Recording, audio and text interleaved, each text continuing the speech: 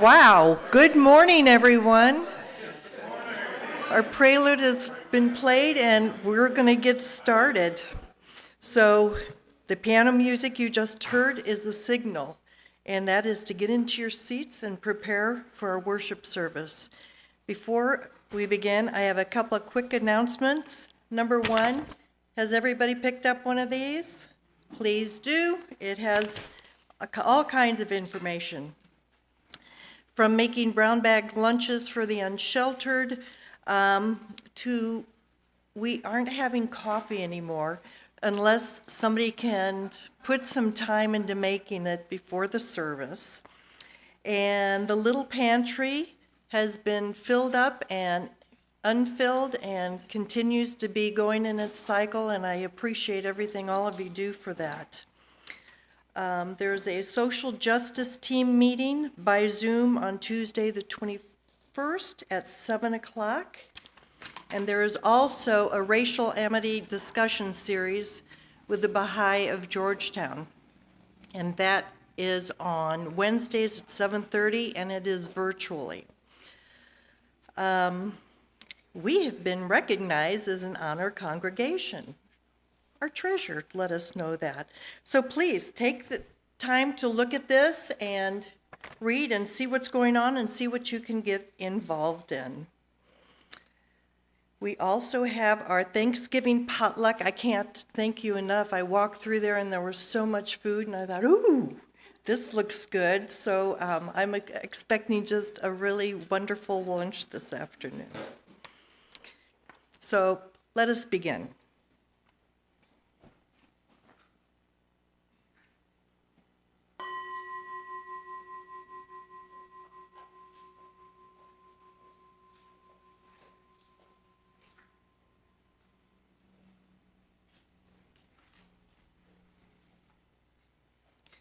Good morning and welcome to San Gabriel Unitarian Universalist Fellowship.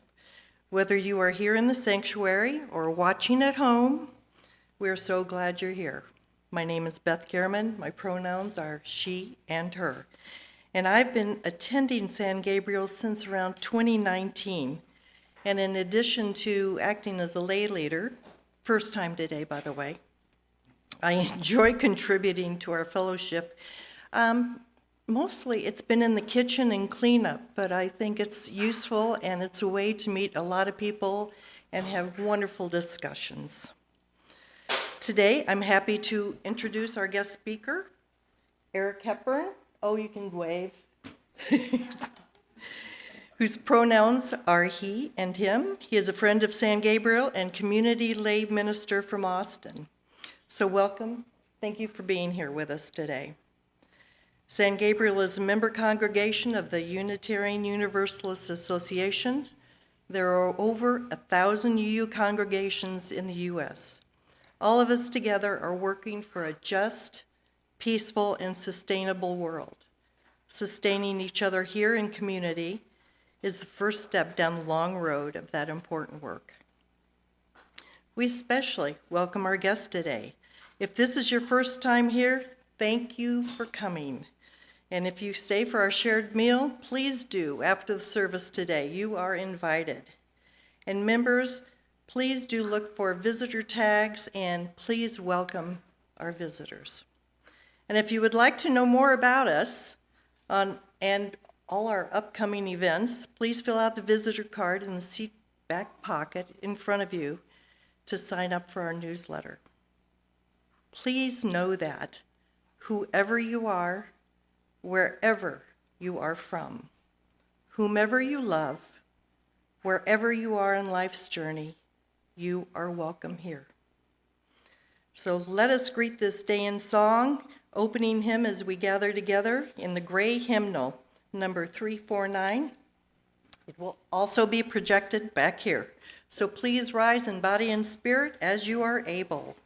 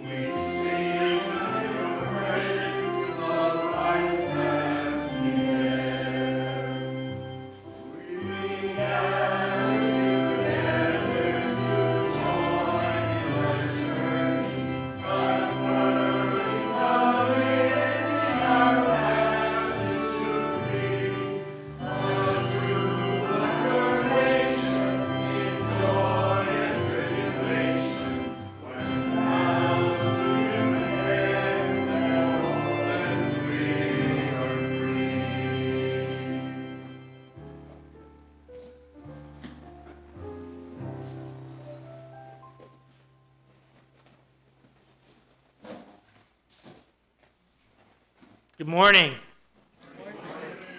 Y'all made me my own name tag, so I'm starting to feel less guesty. As we light our chalice, we create a sacred space together. I call you into this time of connection within, among, and beyond with the words of Martine Prechtel. Grief is praise of those we have lost. Our own souls who have loved and are now heartbroken would turn to stone and hate us if we did not show such praise when we lose whom we love. By the event of our uncontrolled grief, wail, and rap, we are also simultaneously praising with all of our hearts the life we have been awarded to live, the life that gave us the health and opportunity of having lived fully enough to love deep enough to feel the loss we now grieve. To not grieve is a violence to the divine and our own hearts, and especially to the dead. If we do not grieve what we miss, we are not praising our ability to mess up our script. Oh, wait, that is not what that said. Sorry, let's try again. If we do not grieve what we miss, we are not praising what we love. We are not praising the life that we have been given in order to love. If we do not praise whom we miss, we are ourselves in some way dead. So grief and praise make us alive.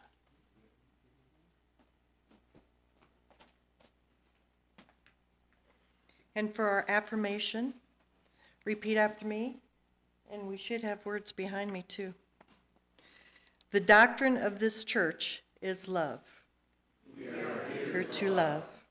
The quest of truth is its sacrament. We are here to learn. Service is its prayer. We are here to care for others, to dwell together in peace. We are here to live in peace, to seek knowledge in freedom. We are here to honor our differences, to serve humanity in fellowship. We are all connected in spirit, to the end that all souls shall grow in harmony with the divine. We are here to grow. Thus do we covenant with one another. This we promise to do together. And she's coming up here, which means it's time for Wonder Box. Okay, Karina.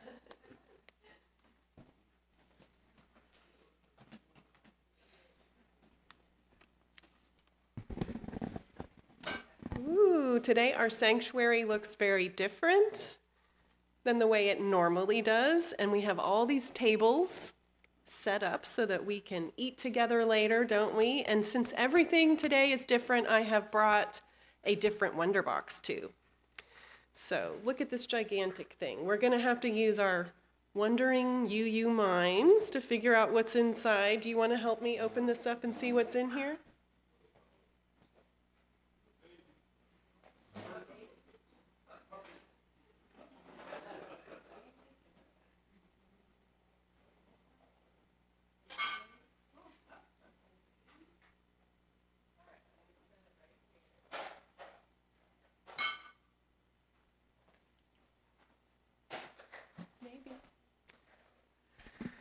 So these are all things that we use at dinner time, stuff to set up the table, and we've got a table right here with nothing on it. So I think we're going to work on that together, Eric and I, and Annika, if you'd like to stay up here, you can help too.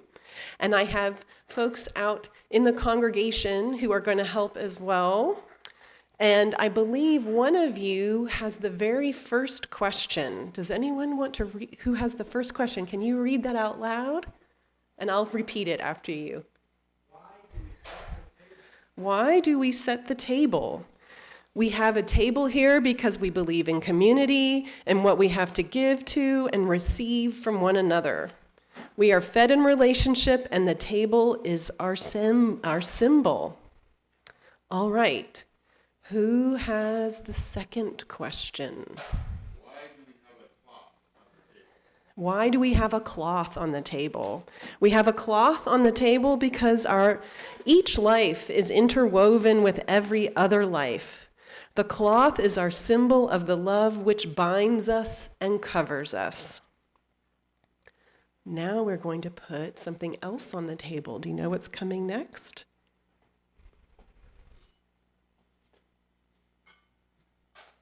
All right, here we go.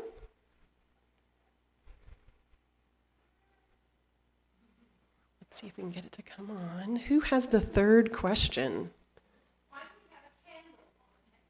Why do we have a candle on the table? We have a candle on the table because we believe in the light of faith, hope, and love.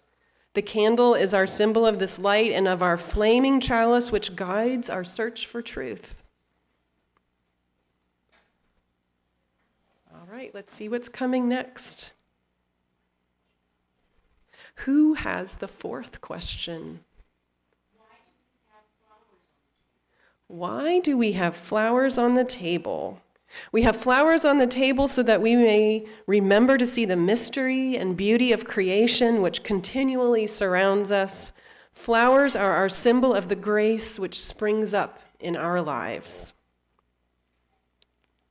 Now, what is coming onto the table? We've got some juice and some cornbread. Who has the next question? Why do we have cornbread and apple cider on the table? We have cornbread and apple cider on the table as gifts of the earth and from our ancestors. Corn is native to the Americas, and apples were introduced here by Europeans. They speak of the power of growing things. They ask us to wait for the ripening and harvest. Got one more thing. Do you want to hold that up for a minute so everyone can see? All right. The last question. Why do we have an empty plate on the table? The empty plate is to remind us to welcome unseen guests at our table, all those people who share this earth. The empty plate reminds us to give from our fullness to those who have need so that we may all know justice and peace.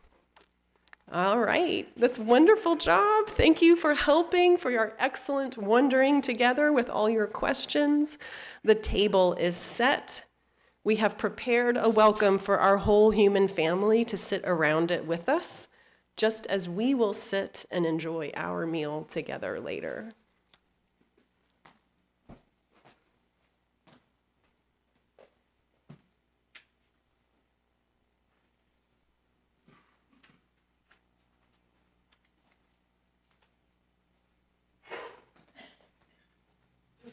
We'll see if I can remember all the pieces of paper I need this time.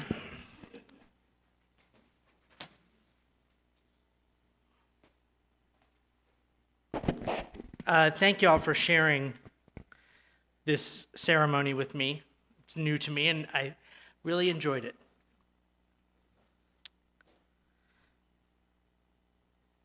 I call this one a homily of thanksgiving and mourning. A few more words from Martine Prechtel, who is a storyteller and spiritual guide of mixed First Nations and European descent. And he says this, he says that love is a coin with two sides, praise and grief. When we attempt to ignore the deep interrelationship between these two sides, we become unbalanced. We become unable to fully experience either. Ignoring praise, we become melancholy and depressed, capable of neither deep and restorative grief, nor of heartbroken sadness. Similarly, when we ignore grief, we become plastic Pollyannas, spouting positivity with no depth of joy behind it, no gratitude, only a grasping at ephemeral pleasures and niceties. Neither of these conditions does justice to our humanity, to our aliveness, to our capacity to love and to feel.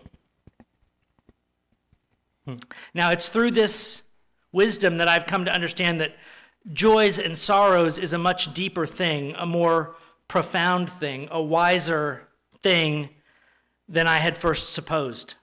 But still, you can feel our sociocultural Western avoidance of grief in how we typically present it. We want to share our joys to amplify them and share our sorrows to dissipate them. That sounds right, of course. But like so much conventional wisdom, it is dead wrong. It is the near enemy of the practice it struggles to become. In sharing, the true calling of that act is to deepen both our joys and our sorrows, to become more practiced and more skillful at both praise and at grief. We wish to become deeper practitioners of praise and joy, gratitude and thanksgiving, to develop mastery of our ability to realize every single day that living and being alive are not entitlements. They are gifts, and they are best experienced when treated as such. We wish to become deeper practitioners of grief and sorrow, heartbrokenness and mourning, to develop mastery of our ability to realize every single day that every mature human being is part living tissue and part scar tissue.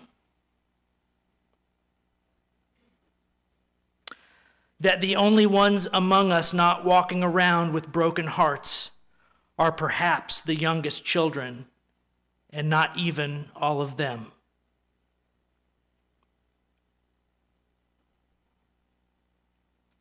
As with all wisdom, the micro is a reflection of the macro, so as within is as without. And so we come to this holiday of Thanksgiving. At its best, a day that reminds us to live in gratitude. At its worst, a celebration of genocide. And so we circle back to praise and grief. Praise means to hold up that which is of value. So we lift up our gratitude, our acknowledgement that we are recipients of the truly awesome and amazing gift of being human, of being alive, of being. Close your eyes for just a minute. Feel the energy of your breath, of your mind, of your heart, as they pulse with the energy of being alive. Let your awareness move from your toes to your fingers. Feel that every part of you is alive and surging with the energy of the universe. This is a blessing and a gift. This is a gift from the universe to your awareness, to you.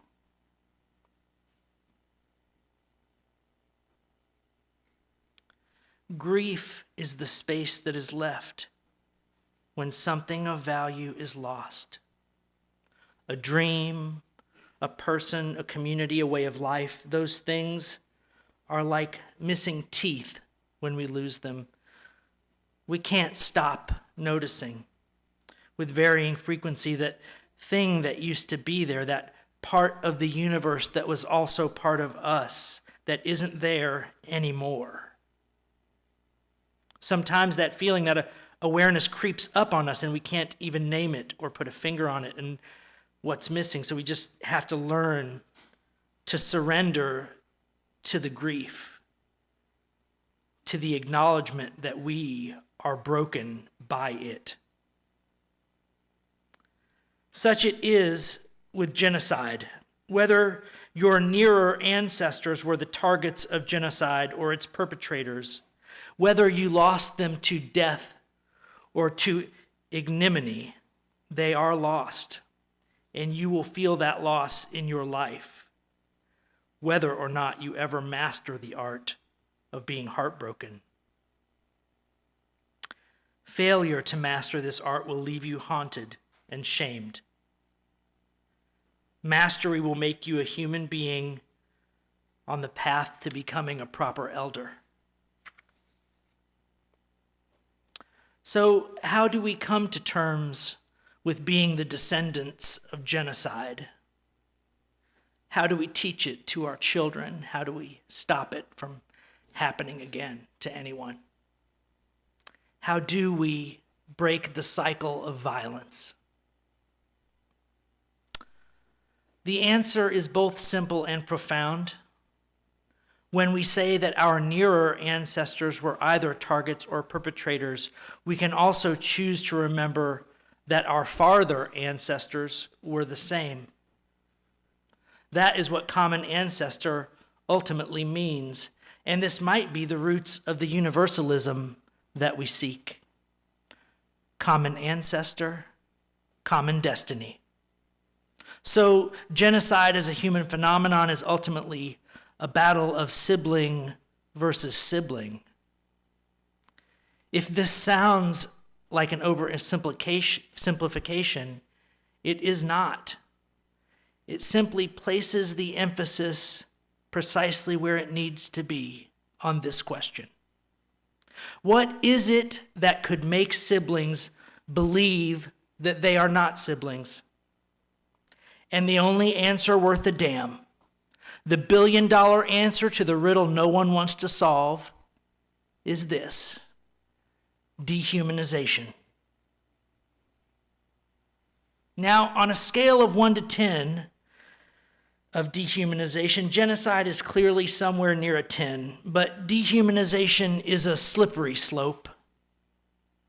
And I have seen in this very room the softer kinds of dehumanization, 1s or 2s or 3s. I think you know what I'm talking about. Maybe you've said some things or thought some things about the people in your community who want that monument at the county square to stay right where it is. Maybe it's hard to look at them and see them as siblings. It probably is, and it's understandable. I'm not inviting you to self-flagellation. I'm inviting you to deepen your faith.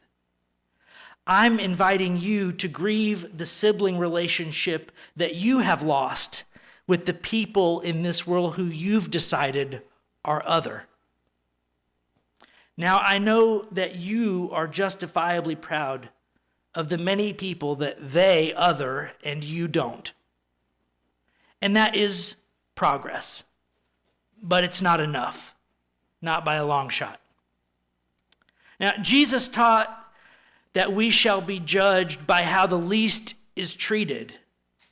Well, amen to that. Jesus was a tremendous prophet, and it makes me want to ask, how are we doing on that scale?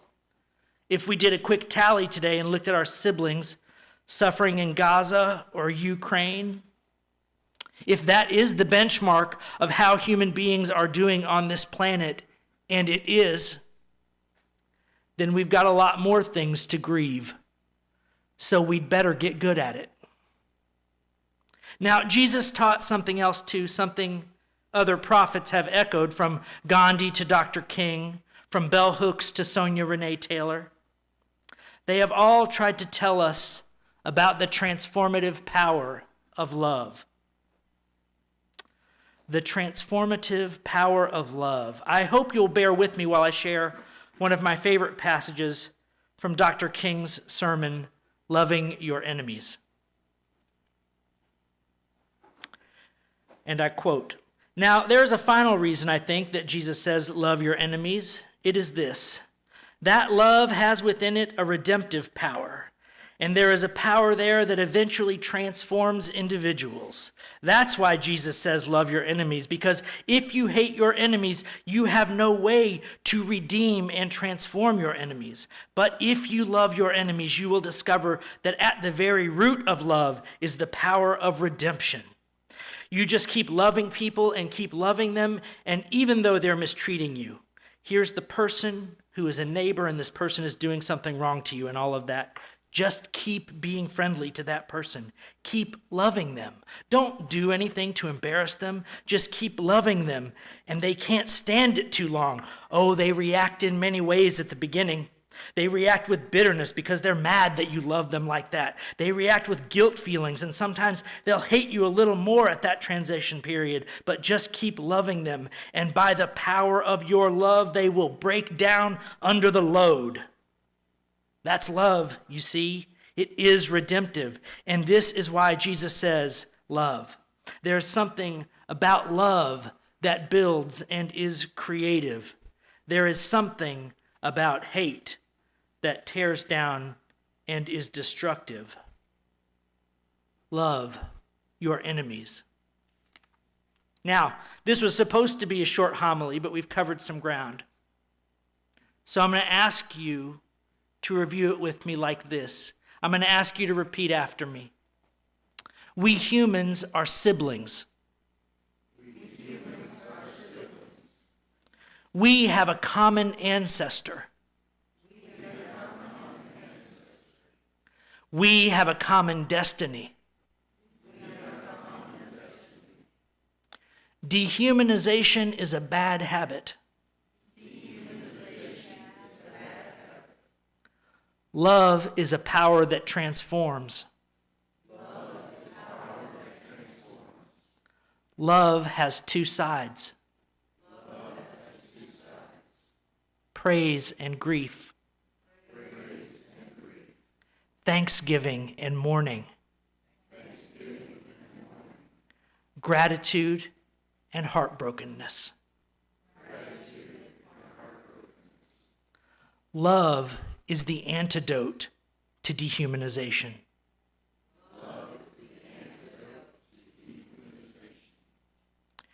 Gratitude for our siblings. Grief for our siblings. Gratitude for all our siblings. Grief for all our siblings.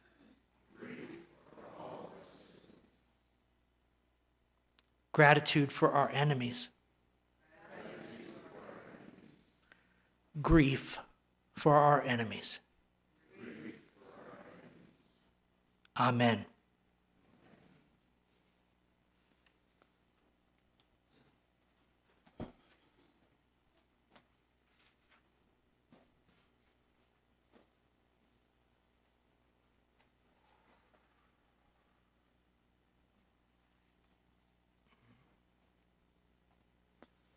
All right, we're going to pause here and settle into this deepening with our own practice of joys and sorrows. So it's a time for sharing how you're feeling, what is on your heart, what joys or gratitudes you want to lift up, what pain or sorrow you are using to learn the art of being heartbroken. Let's create a circle of caring together.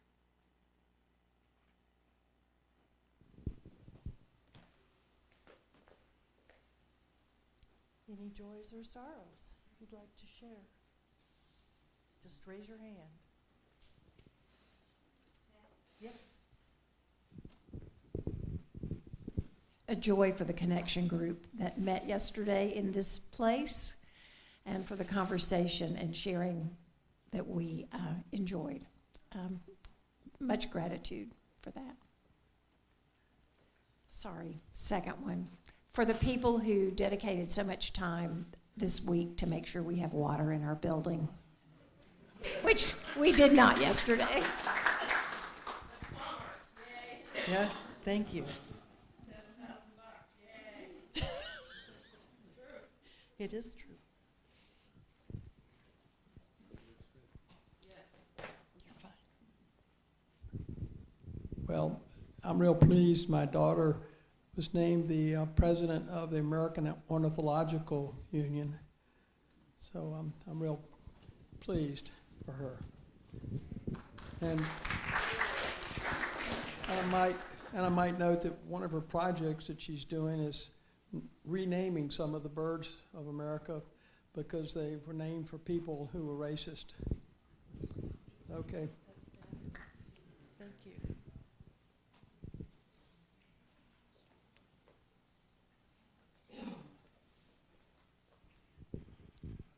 Okay, my joy is that I've been in contact with Pat Lidd, who wanted to be here this week, but unfortunately she has COVID. And she wanted me to let you know that she will be here in December to take care of some medical issues, and I hope that you can join us as we get to sit down and talk together again. Thank you.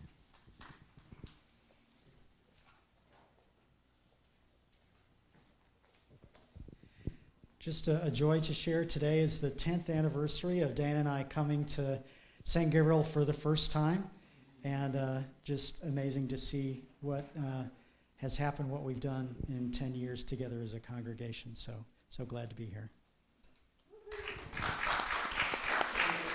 And we are so fortunate. Okay.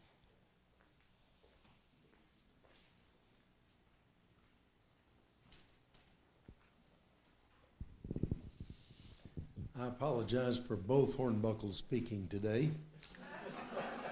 but I couldn't let this opportunity go by. Thank you, Eric, for that summary and those take-home statements. I appreciate it. When I come to Thanksgiving, it is a time of mixed feelings.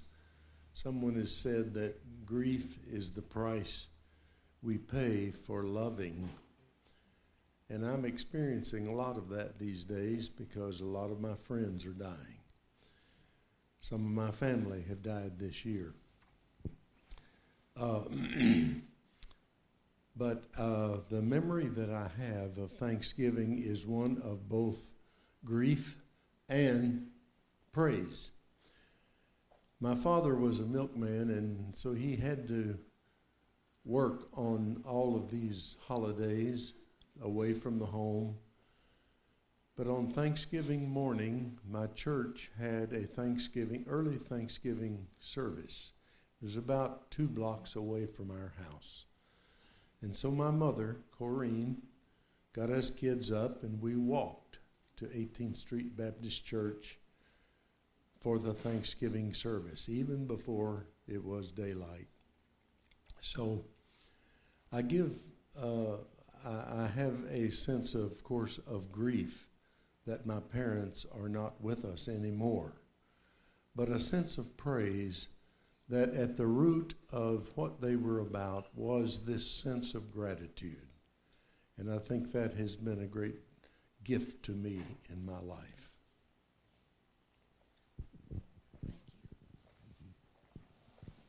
Any others? Anybody else? Okay. Thank you for your sharing.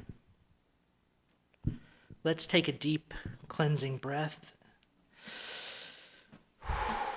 And exhale. For the joys we join together in celebrations. For sorrows and concerns we feel empathy and compassion.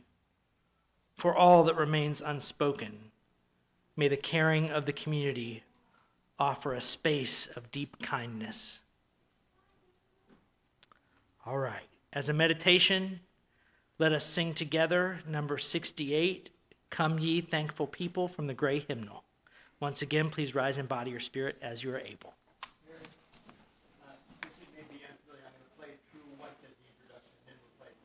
All right, Joe's going to play it through once as an intro to get us primed. If I've got some experienced choir people who want to come up and sing at everybody else to teach us how, we always appreciate that kind of love and guidance, or at least I do, because I can't carry a tune in a bucket.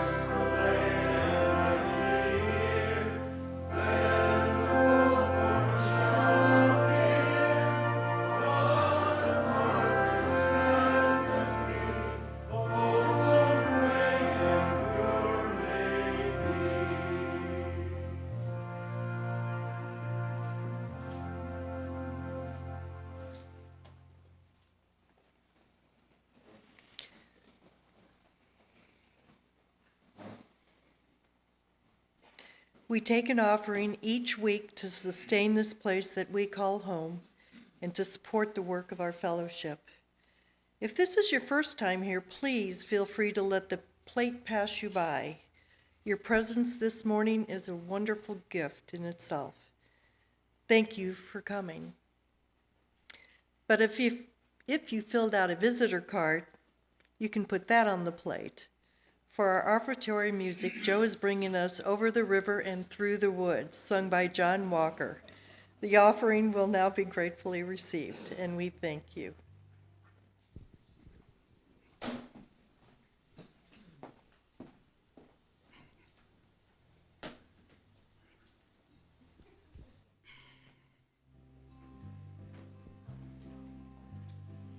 Over the river and through the wood, to grandfather's house we go. The horse knows the way to carry the sleigh through wide and drifted snow. Over the river and through the wood, oh how the wind does blow. It stings the toes and bites the nose as over the ground we go. Over the river and through the wood, to have a full day of play. Oh, hear the bells ringing, ting-a-ling-ling, for it's Thanksgiving Day. Over the river and through the wood, trot fast my dapple gray. Spring over the ground just like a hound, for this is Thanksgiving Day. Through the river and through the wood, and straight through the barnyard gate. It seems that we go so dreadfully slow, it is so hard to wait. Over the river and through the wood, now Grandma's cap I spy. Hurrah for fun, the pudding's done. Hurrah for the pumpkin pie.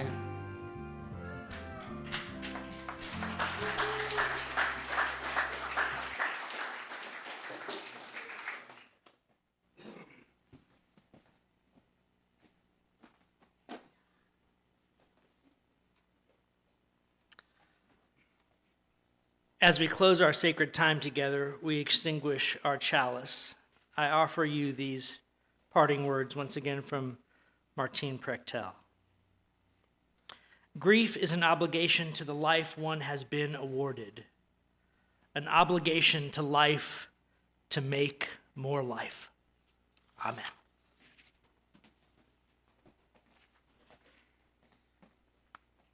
Thank you again, Eric, for being here with us today.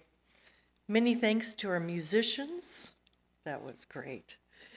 Our tech team, welcome team, and especially the hospitality team.